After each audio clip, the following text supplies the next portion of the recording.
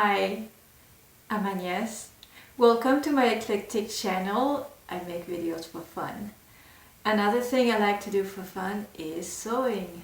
Today I'm going to start a new project. I'm going to be working on a wrap dress with frills at the bottom by Fiber Mood. The dress is rated as a 2 stars out of 5, so beginner, intermediate, completely within my abilities. I have put together from a pattern from scratch one garment so far, but it was a good success, so I'm all encouraged. We're gonna make this challenging though because of the fabric. I'm going to be using a chiffon fabric. This is something I found on clearance. I fell in love with the color and the print. Chiffon is very thin fabric. It's see-through. I've considered lining it, but I think if I just wear this over a slip, that would take care of the lining. So that is not what I'm worried about. What's difficult about chiffon is that it's just fragile. You can't poke holes in it very easily. It frays. The work and the finishing on chiffon has to be very precise, because anything you don't do well is going to show. So that there are particular techniques that one has to use with chiffon, and that is going to be what I'll be learning from this project. I know that chiffon is difficult because I've done alterations. I've shrank skirts that were sewn out of chiffon and without the proper tools for one thing, and it wasn't good. But at least I've learned that it's hard, and that's good. At least I know what I'm getting into. So this time I've done my homework. I've gotten a few of the basic tools one needs to work with chiffon. Hopefully there'll be a positive outcome at the end that I can show. So off camera, I've done some of the legwork already. That is, I got the PDF pattern. I'll link that in the description in case it's still free and available at the time that you're watching this video. I had to pick my size, so they did have guidance on that, and I did need to go up to a size 2 according to the bust measurements. So that is not my dress size, and that is normal with sewing patterns. You really do need to look at their measurements and pick your size. So I cut out the size 2. One thing that was, I've cut out PDF patterns before, but this one was complex. Oh my gosh, it took a lot of focus. One of the things that really confused me at first was they had a set of lines for the different sizes, and then they had a separate set of thin lines, thin solid lines. I don't know what those were. So before you cut anything, even if it's just paper, you obviously read all the instructions, which I did. And in the instructions, they said that, whoops, when cutting out the pattern paper, it was up to us to make sure we included the seam allowance, and they had a guide of where seam allowance existed. And looking at the guide, looking at the pattern pieces, I realized that the thin solid lines were the seam allowance. So I had to cut, instead of cutting on the dashed lines corresponding to my size, I had to cut on the solid line that corresponded to my size.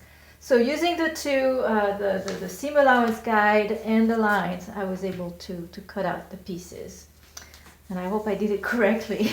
Another prep step that I did off camera that's really important to do is I made a mock-up.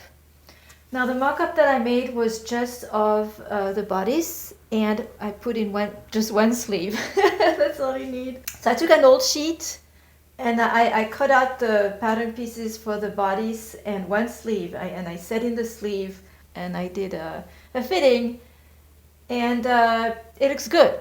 This is kind of a forgiving dress because it's a wrap dress. But I checked everything at the neckline, at the shoulders, how the sleeves were, and it's all good. There is two modifications that I will be making. One of them is I'm going to shorten the sleeves. When they show this dress, it's kind of funny. It's a long sleeve dress, but when you look at the pictures that come with the pattern, they're all rolling up their sleeves, so they end up being 3/4, and I like that look. I'm using chiffon, so I think it will be weird if it's long sleeve and chiffon. It needs to be a little more dressed up looking, I feel like. So I'm gonna go ahead and cut my dress 3/4 length. So now I'm ready to take the plunge and get started in earnest. The pattern comes with a handy layout guide, and they provide for two types of fabrics, the ones that come on a 45-inch width and those who come on a 55-inch width, which is what this is. And then they offer also cutting guides according to the size that you're cutting out. One more thing that's really handy and to watch is that on the pattern pieces themselves, they have arrows. And on the cutting guide, it shows you which way the arrows must point. This is both to ensure the proper drape, that you're following the grain of the fabric, but if you want to follow the grain of the fabric, you have a choice. You can put your piece like that or like that. I'm still following the grain. But really following the direction of the arrows faithfully, I think helps when you're working with a pattern, as I am. This is one of those forgiving patterns where, as far as I can tell, whether I look at it right side up or like this or like that, it looks the same. But nonetheless, I've lined up all of my arrows in the direction indicated in the pattern layout guide. Another thing is that whenever they have a little symbol with the arrow and a little hump on it, whenever it goes on the fold. This is how I discovered that this piece over here needs to be, it's not supposed to be cut on the fold, but this is only half of it. So I'm going to have to cut this on the fold on the piece of pattern paper and then lay that out on my fabric. So this is going to make a circle, or almost a circle. There's one more modification that I will need to make, retrace on pattern paper, and that is the skirt. So this is one part of the skirt, and I left space here. And over here is another part of the skirt, and I'm leaving space here as well. I've done this layout to judge whether I have enough fabric, and I do. I have a yard left. It continues off screen over here. I have a little over a yard, so that's nice. So here's the deal. There are two versions of the Charlotte dress, the long and the short version, and the only template I could find was for the short version. And then they do mention somewhere that we can shorten or lengthen the skirt according to our taste, but they don't say how. The cut and slide method for this one I don't think will work, because everything fits together. The skirt has a frill at the bottom, and the frill is exactly cut to follow the existing hem of the skirt. So I'll try something. On that highly confident note, I'll see you next time with more pattern drafting. Thank you for watching. If you enjoyed this video, don't forget to give it a like.